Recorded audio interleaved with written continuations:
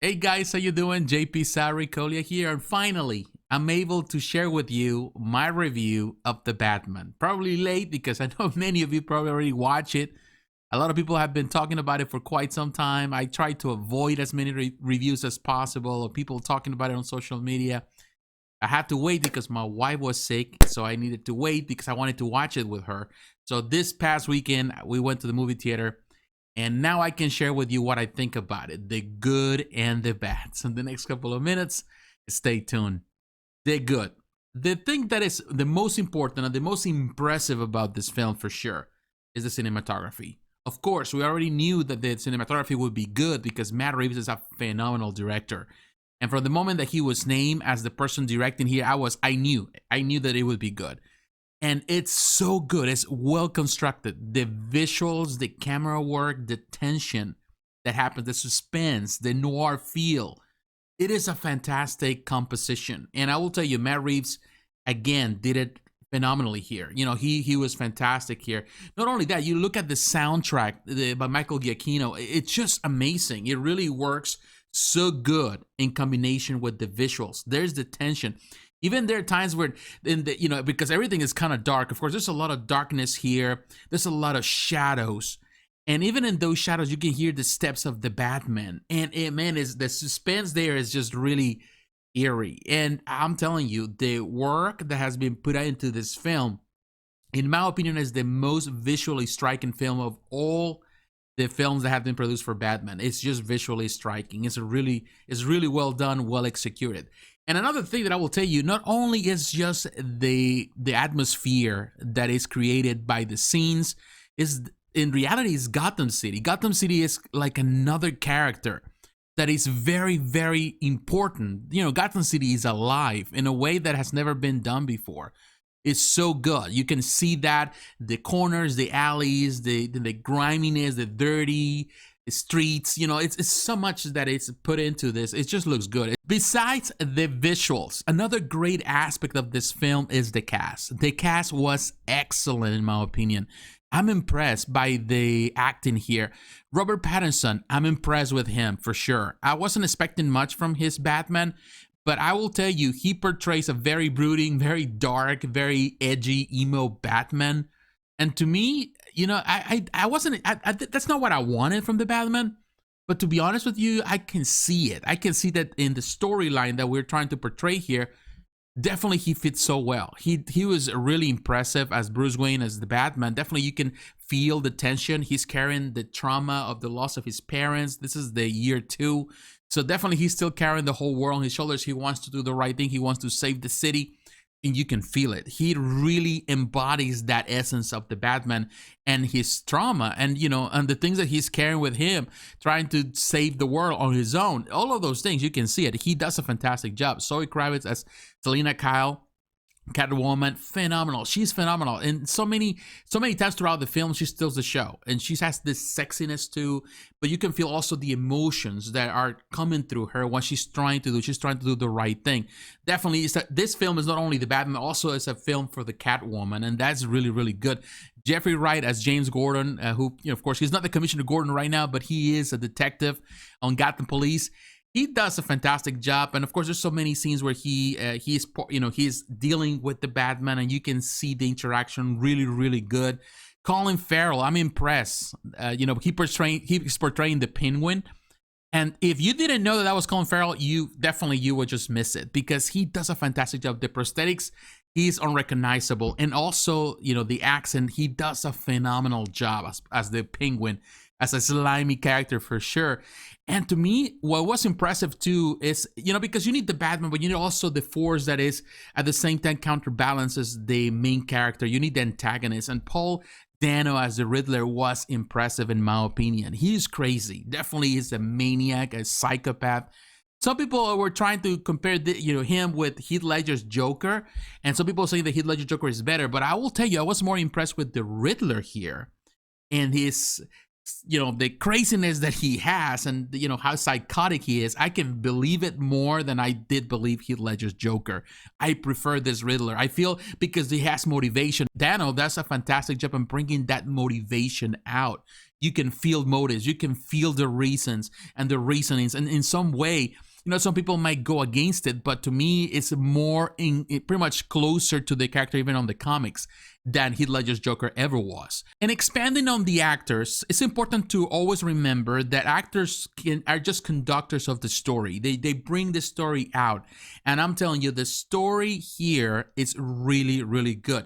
It takes inspiration here. This is not just based on one particular story of the Batman. It takes inspiration from so many different aspects of the Batman. If you're familiar with the Batman stories, you can see inspiration from Batman Year 1, Batman Year 2, also The Long Halloween really does a big part of it. Also Batman Ego. You can feel it. Even there are times where I even felt like I was looking at The Watchmen. Reeves does a fantastic job in taking a lot of aspects from everywhere, from a lot of the history of Batman, so you can feel it in the story, the evolution of the story, Gotham as heavy as it is, and of course going into chaos. Not only that, it pays homage. The film pays homage to so many aspects of the long history of the Batman. You can see it. If you're paying close attention, you're going to see some visual references that go back all the way to the 1960s TV show. There's some visual... I even laughed when I saw it because it was impressive to see those visual references. At times, you can see some cues if you're paying attention. Not only to that, also to the Tim Burton's films. You can see also some visual references to I would say to the Nolan trilogy or the Snyderverse. There's a lot of visual cues.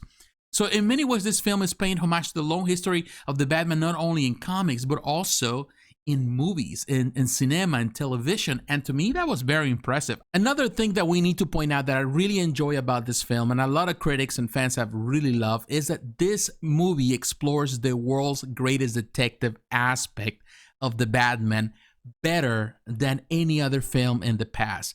All the other films, they explore other aspects of the Batman, whether it was the superhero side or the ninja side, all the gadgets and the toys that he carries around.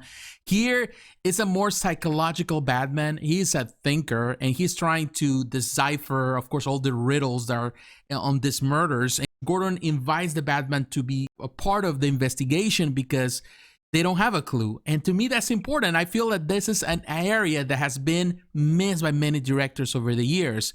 But Matt Reeves has done a fantastic job, and he knows the source material. He's bringing that to the forefront. The Bat. Now it's time to talk about the Bat. And yes, I love the film, but it doesn't mean that it's perfect. And we need to point that out. The first thing that I need to point out is that the movie is too long. It's too long, 3 hours long. And to be honest, it takes its toll physically. You're sitting there for a while. I will tell you, if you come to watch this movie, come rested because it's gonna take a while. I will tell you one thing about Reeves. If you have seen his movies in the past, he's very methodical. He likes to put a lot of different things to add to the tension and the suspense of the film. And to be honest with you, it works in some instances, but it doesn't mean that it always works. And it doesn't work all the time because every little detail, if you're detail oriented, you add so many details to a story, then you start, losing time. You start adding more and more seconds and of course minutes to a film because it's so long and because there's so many things happening. The suspense is being prolonged here. It feels that the movie is at the same level no matter what. From beginning to it, you feel, and there's action moments that are fantastic for sure, but it seems that everything, the same level of tension, the same level of darkness. Some people would even say that this movie is too dark, even on the scenes, on the camera. Everything seems the same, it's so gray. Everything is dark. Everybody's sad. Everybody's depressed. Bruce Wayne is the same character, and I think the character that suffers the most for this approach to the filmmaking here is Robert Pattinson as the Batman because he's the same character as the Batman. He's the same character as Bruce Wayne, and it's the same dark, the same brooding character, and there's no difference between one or the other. It's like the same character no matter what, and to the point that sometimes you even think it's like, how is it that nobody can understand it? In this Gotham, this city, nobody can realize that actually Bruce Wayne is the Batman, because it's the same character. He behaves the same way. All the clues point at him, but nobody's smart enough to really know that he is the guy that is playing the Batman. To me, that was kind of stupid and dumb, because he's the same character. He's the same guy. Whether he has the mask or not, you realize, oh, it's the same character as, it's Bruce Wayne. Everybody should know that. You want to see also portrayal of Gotham not just as a dark place, because I think the movie tried to present Gotham just as a dark place where everything goes wrong, where everybody lives in misery. And, it's kind of like a pessimistic view of the world. We live in a very difficult world where there is a lot of pain and suffering, but also there is hope in the middle of hopelessness. And I feel that this movie is more into, putting Batman as the image of hope, but he has no hope. He is very hopeless in a world that is super hopeless. And to me, that really maintains that level where there's no change or evolution in the character. And yes, at the end of the story, you may see some evolution or some change. He changes from who he is into a person that matures to some degree, but it means that to get to that place, you have to wait for 3 hours of the same thing over and over. Same pessimistic, same dark scene, same emo Batman, and same emo world, because this is definitely a very emo world.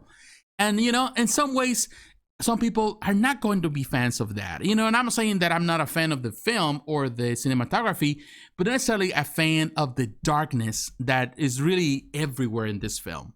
In conclusion, I'm telling you guys, I had fun with this film. I really did. It is not perfect, but I did enjoy it.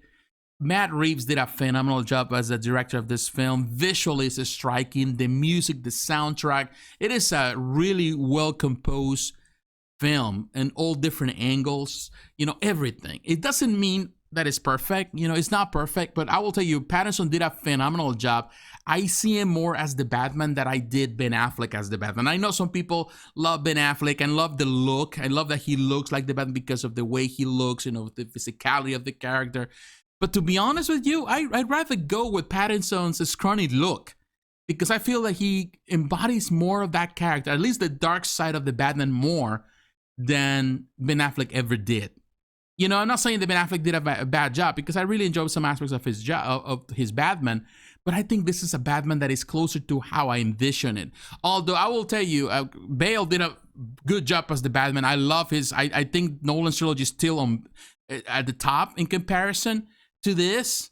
This one needs to grow more, but I prefer Nolan's Batman for sure. This one maintains the same level, like I was telling you. Starts very dark and ends very dark. A little bit of glints of hope, perhaps, but that's about it. Throughout the whole film, there's, hopelessness. That's all it is. And that can work against this film. Some fans love that darkness. Some fans love to be pessimistic, but some fans love hope. And they want to see heroes that really bring hope out of the darkest, out of the darkness. And to me, I feel that in some way it does, but not necessarily it's not like a big punch of it. And that really affects some of that, some of the way you envision this film. I feel that I have fun with it, but at the same time, I wasn't like blown away by it. I love the visuals for sure. And the cinematography, it definitely was excellent, but I wasn't blown away by the story. It's a good story, but it's not the greatest story in my opinion. So if I have to give this film a final score, in my book, it's an 8 out of 10, which is good. It's very good.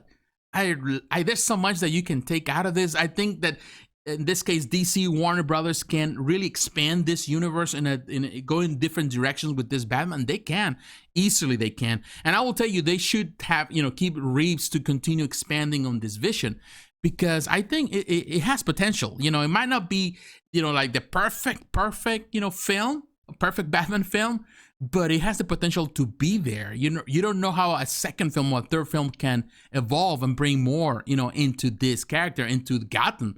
So I'm impressed. I was impressed. Visually, it's impressive. It's a fun ride. Again, if you want to watch it, I will advise you. If you haven't watched it, I would advise you to take the time to be rested to watch it for 3 hours and go to the movie theater, because it's so impressive to watch it there.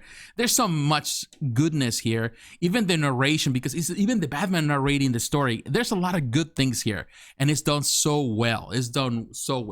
So my friends, what is your opinion? What do you think about the Batman? Have you enjoyed it? Have you watched it? You haven't watched it, you're waiting, you're impressed, you agree with me or disagree, let me know. in the comments below. So once again, my friends, thanks for watching. Don't forget to like, to comment, and to subscribe to the channel. Hit the notification button to remind you of the next video. Follow me on social media, Facebook, Twitter, Instagram. The links are down below. And please consider supporting the channel financially through Patreon. My friends, God bless you. Take care. I will talk to you again. Bye-bye.